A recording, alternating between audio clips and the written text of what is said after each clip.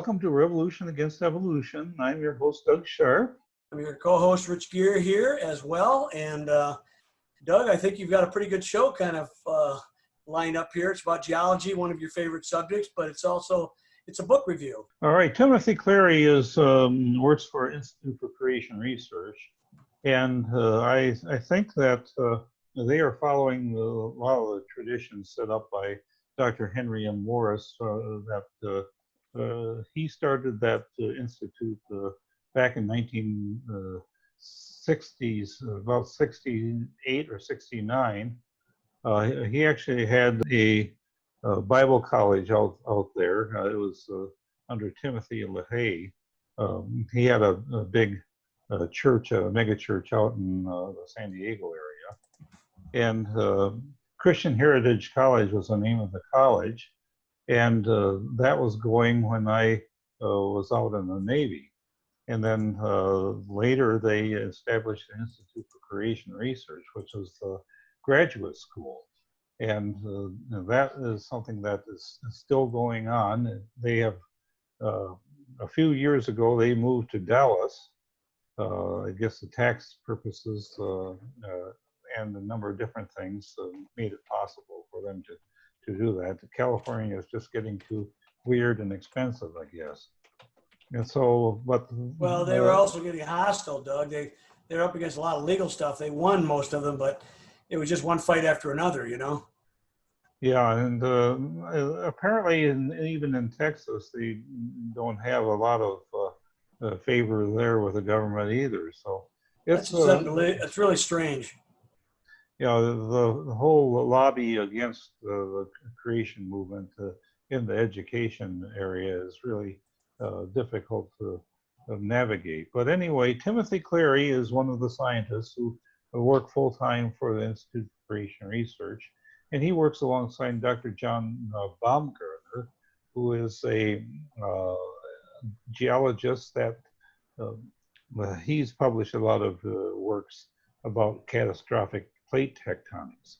He worked for the Sandia National Laboratories, and while he was there, he developed the Terra model for geologic modeling of the Earth's crust and how it works. And he models it according to a rapid subduction of the continents and based upon a biblical flood model.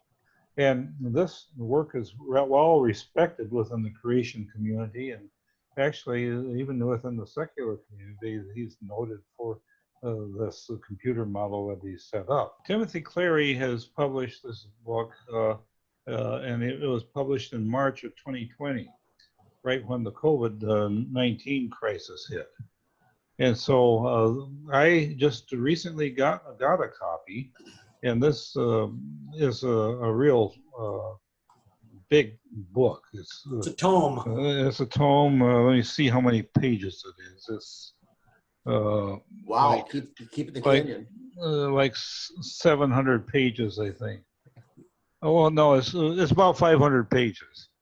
So it's a pretty big book, and this particular book it really covers a lot of the information concerning flood geology.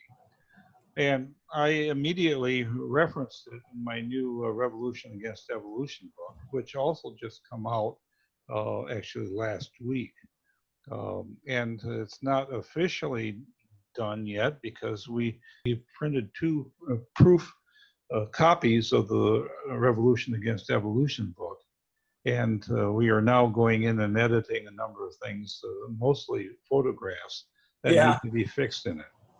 And so that is going to be available in the next few weeks. And we hope that you get a chance to order a copy and go onto our website, rae.org/shop. And so then our Revolution Against Evolution TV show is based upon this book, Revolution Against Evolution. In my book, we talk about the comparison of different flood models.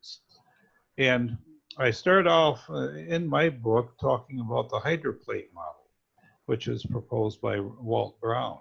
And I think he was one of the very first ones to propose that the continents moved in a catastrophic fashion. But what his difference between his model and the catastrophic plate tectonics model that is proposed by Timothy Clary and John Baumgartner. Baumgartner, okay, is that the hydroplate model is a catastrophic movement on under subterranean water. And his postulate is that there was a whole bunch of water-bearing caves that sort of slid apart, and then it caused the fountains of the deep to break up. And that's the hydroplate model, Doug? This is the hydroplate model. Okay. This is Walt Brown thinks it's like they were shifting the continent.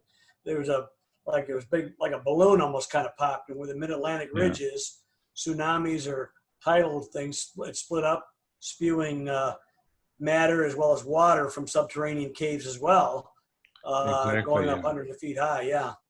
And they're very, very similar models. The difference is that the catastrophic plate tectonics models have to do with magma being the driving force rather than subterranean water. Right. And the magma, actually, what is being shown by Timothy Clary's book is that there is actually evidence from seismic modeling of the Earth based upon tests that you can do in geology to get some readings, sort of like sonar or it's a low-level sonar that is used to map the way that the Earth is modeled in the crust. There is a third model that is being proposed by Michael Lord, and I think that's the one that is a little bit more competing with the catastrophic plate tectonics model. Yeah, I remember Michael said that he had some issues with the tectonics. You think he didn't explain certain things, but why don't you explain what his is vertical tectonics? Is that what his is? Vertical tectonics is what Michael Lord is proposing. Is that basically when the flood happened, it was something along the lines of plate tectonics, where you had the reservoirs of water under the Earth's crust would have come up through the mid-Atlantic ridge in vertical tectonics. And as this event took place, what you also had was the continents that were in the pre-flood world would have been in this particular spot where the mid-Atlantic ridge is. Oh, yeah. And so you would have all the sediments being deposited in the ocean basin and gathered that way. But then what would have happened, according to Michael Lord, is the ocean basins and the continents swap places. And so, like the scriptures say, the valleys sank and the mountains rose. And so the ocean basin you see today is mostly basalt. It's volcanic in nature, and there's very little sediment in the ocean basin, where you'd expect it to be when if there was a worldwide flood. But all the sedimentary rock, miles and miles of it, is piled up on the continents. And so his thought was, well, there was some continental movement, but you had the continents and the ocean basins swapping places, sinking and raising up. Originally, when Dr. Henry M. Morris wrote about it, the flood model, he had a water vapor canopy surrounding the Earth. The water vapor canopy is a model that is sort of fallen out of favor amongst creationists, although I think it has some merit. And what Henry M. Morris had this was as the primary source for the waters for the flood. And so, yeah, but some of the issues with that, Doug, were the fact that the water vapor canopy would have to be so thick, the temperature on the Earth would have roasted us. So that there were certain things that really kind of mitigated against it. I don't have a problem that the world might have been surrounded by some vapor to protect us from some of the cosmic rays or radiations, but as far as the source of the waters, I kind of go with the other ones that the rain was actually secondary to the fountains of the deep. And I think that's where most of the biblical creationists are going now. But it has interest in the sense that it has in historical and quite respected people proposed it back in the day. But there's been a lot of evidence or a lot of modeling and a lot of things that seem to mitigate against there would have been not enough water in the canopy itself to produce a flood. That it would have been, and the way the scripture seems to write it, the fountains of deep broke up and it rained for 40 days. It seems like it's a secondary. The rain did not come from the rain itself did not cause the flood, basically directly. It was more of an indirect or secondary effect. So, yeah. What's this meteorite bombardment, Doug, we want to talk about? Okay, some creationists, I think Alan Roy was one of them, and Keith Wanzer was another one, proposed that much of the driving force for the flood came from meteorites. And they thought that that would have been a trigger for the flood. You would have had a breakup of the fountains of the deep. Based upon that, you would have had a lot of, and you can see there's a lot of evidence that the Earth was hit by meteorites. If you go and look in the map of Quebec, for example, there's a whole bunch of meteorite craters in that area, and some people think that the curve in Hudson Bay is due to a meteorite impact.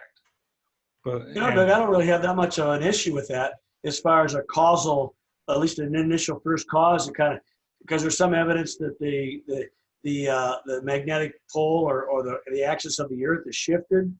Perhaps that caused it, and perhaps that caused the mid-Atlantic rim or the fountains to break up.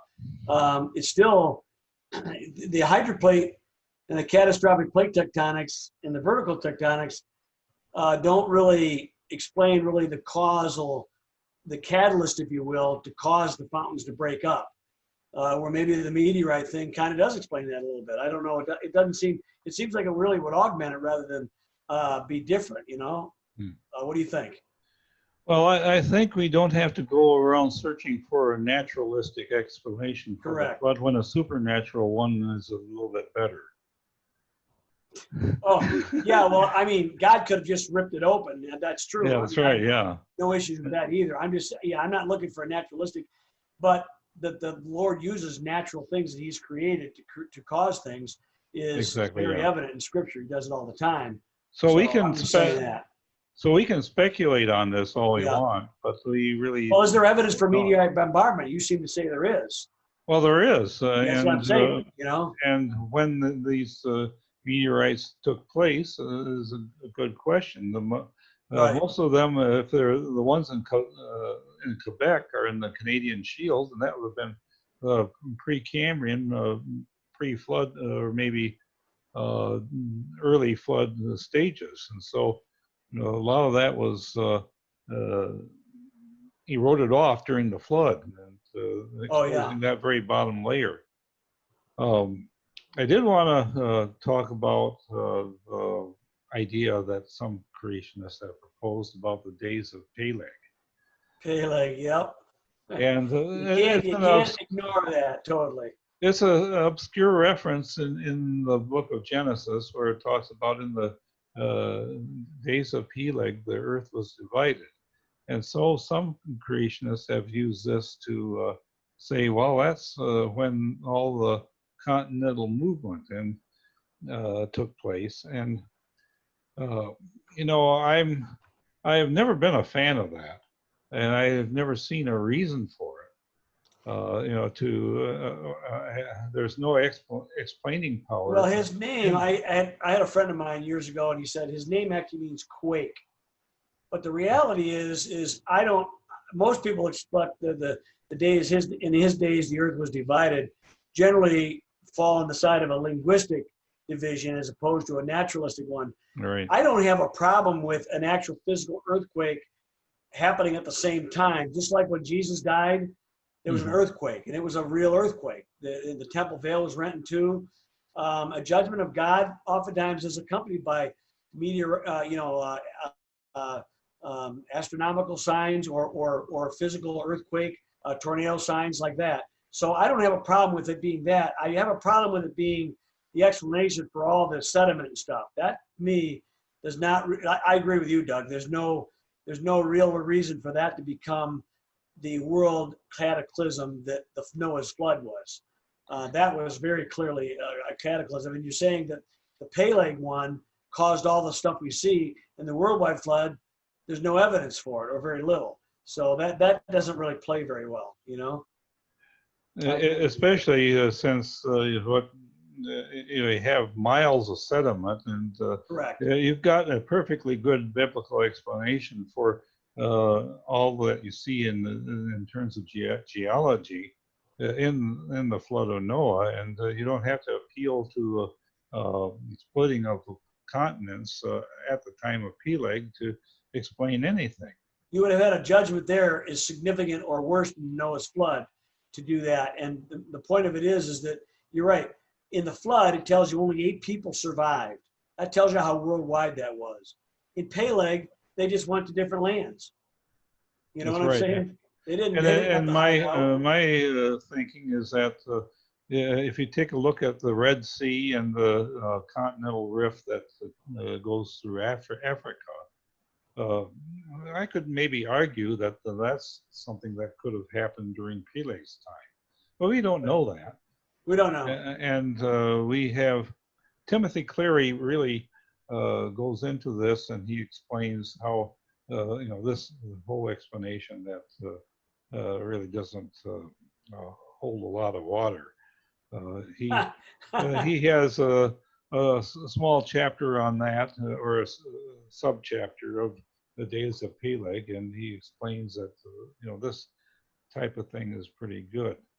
You know, pretty good foundation for the catastrophic plate tectonics point of view of explaining how the flood would have worked. Don't need Peleg to explain that. He also has a lot of information about his studies from a geological standpoint of what the pre-flood world could have looked like. Well, yeah, I'm interested to hear that, Doug. That sounds fascinating. And what he has done is he's mapped all over the world all the geological sequences, and he's put them in what he called mega sequences. And the mega sequences correspond to the periods during the flood, where you have the geology of what it was looking like before the flood. You have the early flood stages, the mid-flood stages, and the later flood stages of runoff, and they correspond to his mega sequences, which would be strata that is laid down, and it sort of corresponds to the geologic column, but it's like each mega sequence is about 2 or 3 of these geologic eras, and or geologic, what the secularists would use as a time period. Oh yeah. And so it's really what you have is certain types of rock strata. You have sandstone on bottom, then shale, and then limestone on top. And there's a perfectly good reason why these sequences are laid out in this order in the flood sequence. And so you have early flood, mid flood, late flood, and then ice age, which would be the post flood. The ice age is something where Michael Lord and Timothy Clary would agree on as being something that's very easy to explain from a creationist point of view. After the flood, you would have had warm oceans that would have pretty much covered the earth, because of all the volcanic activity that took place. Well, in some areas it came down as frozen, I would say sediment and rain as it spews upward. That's what they think some of the stuff they postulate the burial of the mammoths and woolly rhinoceros and all that kind of stuff got buried at that time. Super refrigerated water, kind of like tundra kind of material, just dump it down on things, instantly freezing people, or not freezing people, but animals. Yeah, you have all the quick frozen mammoths that's found in the Arctic, and there's a lot of dinosaur and mammoth and ancient creatures found up on the Canadian Arctic in the Axel Heidelberg Island up there. That is, it shows that these creatures were living in a temperate environment, and yet at the time that they were buried, they were quick frozen, and that indicates a quick change in the climate, because what you would have been the warm oceans creating all this weather pattern that piled all the snow in the interior of the continents, but the edges of that would have been relatively temperate because of the ocean. Yeah. And so you have all these mammoths living up there, and then the climate changed and they got taken out because of the quick freezing of that climate. It's really weird, Doug. I don't know if this is the area, but they used to call it the Edmontosaurus, kind of a duck-billed dinosaur. He was they used to call him a Natosaurus. Before that was Trachodon. But anyway, there are actually bones up there that are unfossilized. Right, yeah. They've been buried with stuff like that. And I know there's Buddy Davis, some other people have gone up there and actually excavated some of this stuff. Pretty fascinating stuff. But are they some of those dinosaur bones in some of the same strata or same area, the muck or whatever the mammoths are in, or are they different areas? Do you know? All I know is that they were on Axel Heidelberg Island, was where Buddy Davis and them found a lot of these dinosaur bones. They found the dinosaur bones. Did they find mammoths at the same place? Do you know? I don't think so. Okay. No, I think that they were different environments and different times. Which would make sense, yeah. But the Ice Age really shines in terms of being a creationist explanation. And there's not dozens of Ice Ages or hundreds or whatever the evolutionists think, but there was just one. And that took place at the end of the flood. Maybe 400 to 700 years after the flood. That was, what was that, Doug? Between 400 and 700 years after the flood. That's right. That's exactly right. Yeah. And so a lot of the things that you see with the climate change in the world, such as Antarctica having some forests and some dinosaur bones and things like that, would have been explained by this being a right. One of the things that catastrophic plate tectonics helps us to understand is that the continents would have moved. There would have been one supercontinent at the time of the flood. Yeah, by the way, that's one of the few things that I would say that the secular people and the creationists agree with. They call it what, Pangea, I think is what they call the supercontinent. Right. And we agree. There was one place, the waters gathered, and the land was made. There was one place, and that was split up during the time of the flood and post-flood times, primarily flood. And I find that fascinating that so many things in scriptural explanations actually agree with some of the secular stuff. It's the time frame that's always off, way off, you know, in the case of deep time.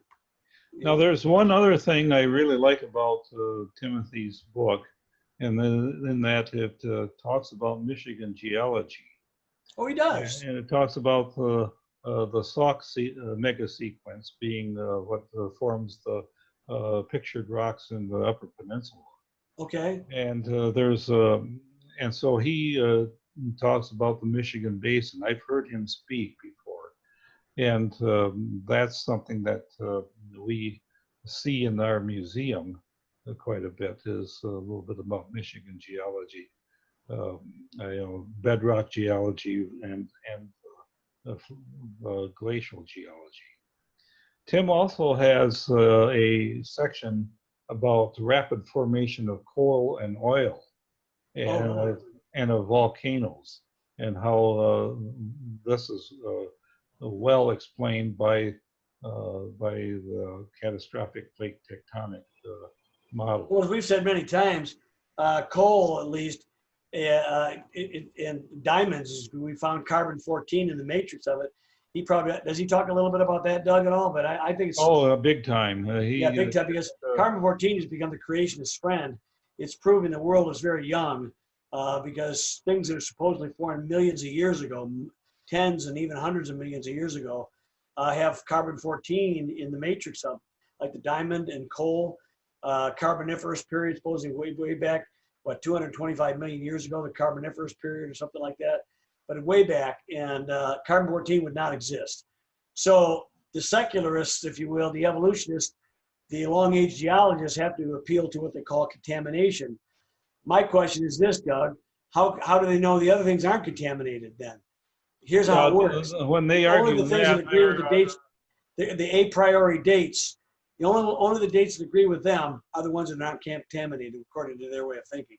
Yeah, when they start arguing contamination, they're making our own argument about. Well, exactly. And they are. They're very selective in the way they do it, Doug. They're very selective in the way they do it. Yeah, it really defeats their whole purpose when they do that. So I think that Timothy really has a great book here. It's like $49 when you count shipping. It's weighs a lot, but it was a nice textbook that someone can use for home schools and. It'd be nice if it does get used, Doug, and maybe some schools could actually pick up on it in their geology classes. It sounds like well worth the read, you know. Well, I hope you enjoyed our time discussing this book review of Carved in Stone. We'll see you next time on Revolution Against Evolution.